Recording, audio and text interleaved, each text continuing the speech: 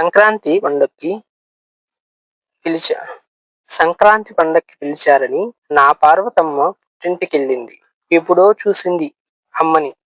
ఇల్లంతా తిరిగేసి హిమవంతు కాళ్ళు మొక్కితే లేమ్మా అంటూ కూతుర్ని కుశల ప్రశ్నలడిగాడు. సాయంత్రం అయ్యాక దీపమెట్టాక తన తల్లి గుసగుసలు మొదలుపెట్టింది. ఏమి కాపురమో ఏమి నీ సుఖమో ఇప్పటికి నాకింక అంతు పట్టదే తల్లి.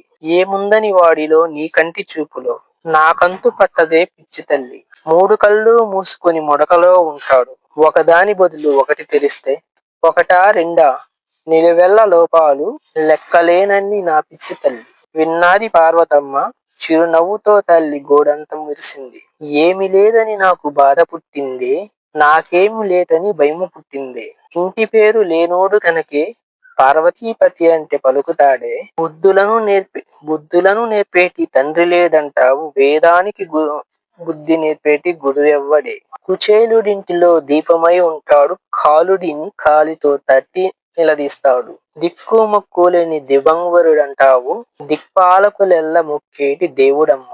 అడుక్కునేటి ఆదిభిక్షువు కనుకే అన్నపూర్ణని నాకు బిరుదొచ్చినాదే. ఆస్తిపాస్తులు లేని అభాగ్యుడనకే అడగకుండానే నాకు అర్ధభాగమిచ్చినాడే.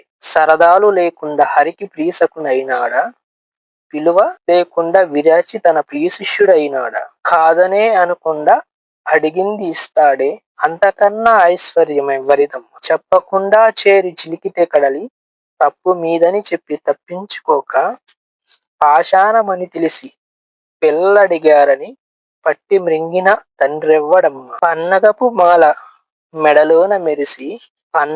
మేళ తన మెడలోన మెరిసి కళ్ళు మూసిన శివుడి మోము మెరిసే. పర్వతము పైనున్న భర్త గుర్తొచ్చి పార్వతమ్మ కదిలింది ఇక పుట్టింటి వదిలి.